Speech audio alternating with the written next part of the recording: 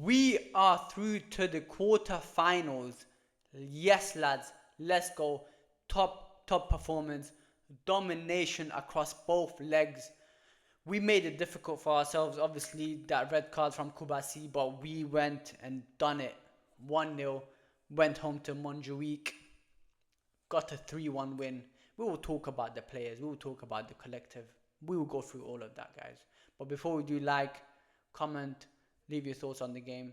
Share as well, guys. Turn on your notifications and subscribe. Let's go. Let's do it. First half, guys. First half, I was looking at the lineup. I saw Araujo. I said, Araujo, this is your moment, my guy. This is where you need to step up. This is where you need to show your level. And you need to be up to the same level as Cubarsía, as Inigo Martinez. And he showed it. And our offside traps was working. It was perfectly good. Perfectly good. And then we had a few chances. We had the Lewandowski chance. And then boom, Lamine Yamal out of nowhere, just next to the halfway line, grabs the ball, tells Rafinha to or Olmo, one of them, chill. Wait, mate. Wait, I'm going to tell you what to do. Goes through the midfield, goes through the defense, sits 2-man down.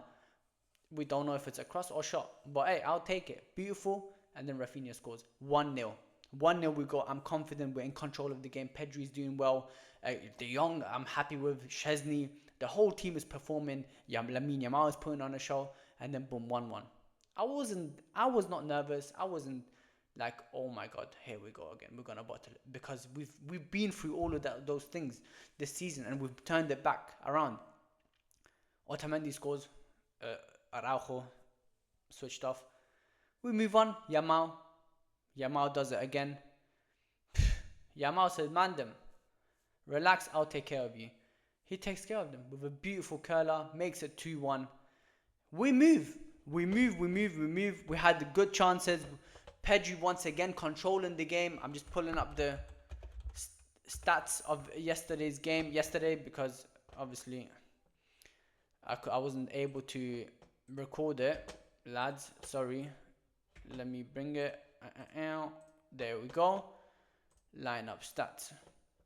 First half, we were in control of the position. We have so many shots. Lewandowski, obviously, Olmo played well in those channels. We had two big chances missed. Obviously, then it was great. It was a great half. I don't have much to say. It's Benfica, man. We've smacked them already 2 times. We move on to the second half. Lewandowski was poor again, I think, in both of those second half. De Jong had a miss that he should have scored, made it 4. Would have looked good on the score sheet for him. Obviously, as you guys can see, the games are on right now. Atletico Madrid winning 1-0 at the moment. Aston Villa are through.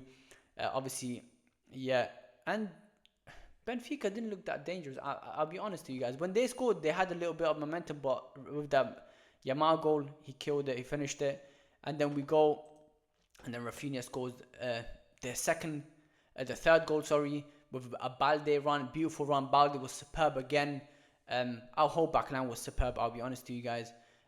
To be honest, our whole team was superb. Szczesny wasn't really that tested. Lewandowski, I'll be honest, the only guy that went missing, didn't do much. Just misses easy chances. Rafinha makes it 3-1, and Barcelona are through to the quarterfinals. Rafinha with 11 goals, lads. Let's have a conversation about Rafinha. Rafinha has the most Champions League goals this season. 11 goals. 14 GA in the Champions League. But more than anyone. And it's not crazy for me to say that he deserves the Ballon d'Or over Salah. I'll be honest to you guys. He deserves it. Both of them deserve it. There's no clear winner. There is no clear winner for the Ballon d'Or. No, my bed's pissing me off, man. Bloody hell, just fix up, bro. Just be normal, man. Look, one side is more than the other. Anyways, yeah, there's no clear winner for the Ballon d'Or. It's between Rafinha and Salah, but Salah got obviously knocked out of the Champions League by PSG. Crazy game. So that makes Rafinha, I'll say Mbappe and Dembele. But I'd say between those 3, Rafinha is leading. And the clutch goals. Look, we see Salah performing more in the league than the Champions League, because in the Champions League he has been disappointing. But we've got Rafinha who performs in both, in the league and the Champions League. being the best player in the Champions League so far this season. And he has shown it against Atalanta, Bayern Munich, Dortmund as well, Stade de Brest, Benfica, 2 legs again. And if Rafinha wins the Ballon d'Or, you can't call it a robbery. And if Barcelona do win the obviously it all comes down to who wins the Ballon d'Or really, and who wins the Champions League really and truly. Because if Barcelona win the Champions League, Rafinha wins it. If Real Madrid win the Champions League, obviously, if Real Madrid win the Champions League, then they'll probably give it to Mbappe. And if PSG win the league, they'll probably win the Champions League, they'll probably give it to Dembele. And it's not crazy to say, but the bracket that Barcelona is on, it's a good bracket. We've got quite an easier route than others because we are facing Dortmund. Dortmund smacked Lille. We are facing Dortmund in the quarterfinals. Lille got smacked. I was hoping we get Dortmund over Lille because Lille, to be honest, they've been great this in the Champions League. Overall, the game, I've got no complaints. I don't have much to say. It was just a complete domination. Benfica was never a threat really. Only in the first leg they were really a threat because we were 10-man down. I'm happy with the performances. Man of the match, Pedri, he wins it. Again, Pedri shows again why he's the best midfielder in the world and nobody really comes to him. We've got Bellingham as well, who's a top midfielder. But this season, especially in the big games, he has been hooked a lot of times. And even in the small games here and there, he hasn't been good. Hasn't been up to the standard and level as a Pedri. Yeah, this is ours, bro. This is ours to lose. I always say it's ours to lose. Hansi Flick got the tactics right. We brought in Ferran Torres, I believe. Olmo came off. Brought in Ferran Torres. We brought in Gavi as well. That play by De Jong, Koundé, those back heels, and then De Jong, we could have scored another beautiful goal. It was beautiful football, really joga bonito as they call it, right? Like, you look at teams like Arsenal, City, Bayer Leverkusen, it's just system based. And then you look at teams like Barcelona, Real Madrid, just shows everybody, like, it reminds them of how beautiful football is. And they continue to do it every single game. Obviously, Real Madrid's playing right now. It's still, 1-0, 83rd minute. I don't see Real Madrid going through, but Vinicius missed a penalty.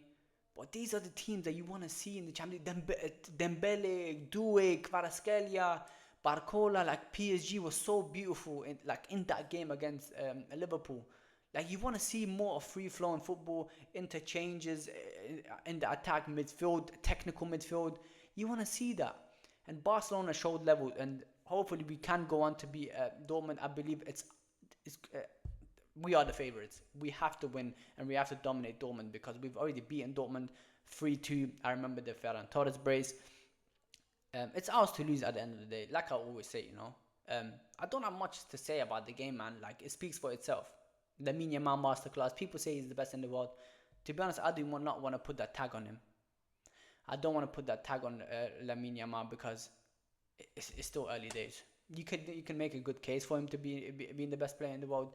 You can make a big case, and it's hard to argue against that. But Yamal, I just want him to continue with his development, continue showing the world why he is the best talent in the world, the best youngster in the world. He's one of the best right wingers in the world, one of the best players in the world. Just keep continuing to prove the haters wrong. I don't care about GA that much. Of course, I do sometimes when it comes to Yamal, where he misses a lot of chances, improve your finishing. Do you know what I mean? But overall, in terms of performance, Yamal is the performer, right? He's the entertainer. He's not a stat man like Salah. Salah, who were missing against PSG in both legs when they needed him the most. Most of the goals come from Salah. Every time I looked at, they tried to attack, they tried to find Salah so he can finish it off for them, which was poor from Liverpool. And Arne Slot got finished, tactically outclassed by Luis Enrique, and it's given. It's Luis Enrique, treble winner, La Liga winner, French winner. It's not easy to go against him. Obviously, Xavi did outclass him in both legs. We only lost because of 10 man. Otherwise, we would have finished them off with comfort. But Barcelona, beautiful performance. I'm happy with the guys. I love and hate this club. I hate this club because of the High Line, and I love this club I love everything about this club. and hopefully we can continue this form, praying that there's no injuries, because we have to pray, lads. Pray that there's no injuries. We continue along this path. Luck has been on our side, and hopefully it continues all the way to the Champions League final, and we win the Champions League final, and hopefully in the league as well, potentially a treble, if not a double. I'll be happy with that. But anyways, guys, make sure you like, comment, subscribe, turn on your notifications, share, follow me on X. I'm always active there. Take